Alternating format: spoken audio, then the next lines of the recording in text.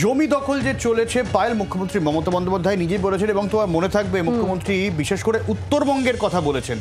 মালবাজার, সেখানে জমির ওপরে অবৈধ রিসর্ট, একের পর এক রিসর্ট জমি দখল করে রিসর্ট গড়ে উঠেছে। তার আইনি কাগজপত্র নিয়ে প্রশ্ন আসে। সেই সমস্ত রিসর্টের বিরুদ্ধে এবারে অভিযান প্রশাসন। অরূপ বসাক রয়েছেন টেলিফোনে, যাব তবে তার আগে আরো একবার আপনাদেরকে জানাই যে মালবাজারে অবৈধ জমির উপরে রিসর্ট নির্মাণ, বৈধ কাগজপত্র না দেখাতে পারলে খালি করার নির্দেশ। 48 ঘন্টার মধ্যে বৈধ কাগজপত্র না দিলে খালি করার নির্দেশ। লাটাগুড়ির একাধিক রিসর্ট এবং সেই একাধিক রিসর্টের অভিযান এবার ক্রান্তির ভিডিও। তিনি একাধিক রিসর্টের বিরুদ্ধে অভিযোগ চালালেন। জমির ওপরে অবৈধ রিসর্ট, এই রকম বিভিন্ন রিসর্টের বিরুদ্ধে এই অভিযান। অরূপ রয়েছেন টেলিফোনে। অরূপ, তাহলে এবার যে ইললিগাল প্রপার্টিগুলো রয়েছে তার বিরুদ্ধে এবার অভিযান শুরু হলো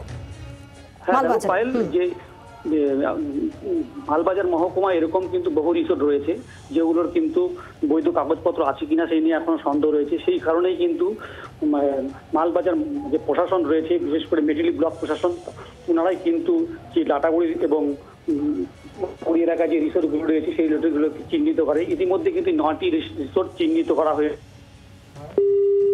যোগাযোগ বিচ্ছিন্ন হয়ে গিয়েছে, যেমনটা জানাচ্ছিলেন আমাদের প্রতিনিধি, যে 9টি প্রপার্টি, 9টি রিসর্ট ইতিমধ্যেই চিহ্নিত করেছেন বিডিও এবং সেই সমস্ত রিসর্টগুলোকে কিন্তু বৈধ নথিপত্র দেখাতে বলা হচ্ছে। যদি বৈধ নথিপত্র দেখাতে না পারেন রিসর্ট কর্তৃপক্ষ, তাহলে কিন্তু সেই রিসর্ট খালি করতে হবে, এমনটাই নির্দেশ দেওয়া হয়েছে বিডিওর তরফে। দেখুন দুটো ছবি আপনাদের সামনে রাখছি। একদিকে বীরভূম, অন্যদিকে মালবাজার।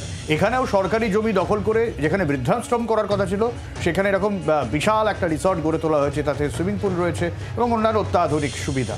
আর আরেকদিকে মালবাজার বিভিন্ন রিসর্ট হয়েছে, 9টি এরকম রিসর্ট চিহ্নিত করা হয়েছে যেগুলো অবৈধভাবে গড়ে উঠেছে, তার কোনো বৈধ কাগজপত্র নেই, অর্থাৎ জমি দখল করে এই সমস্ত রিসর্ট গজে উঠেছে তা বলাই যায়।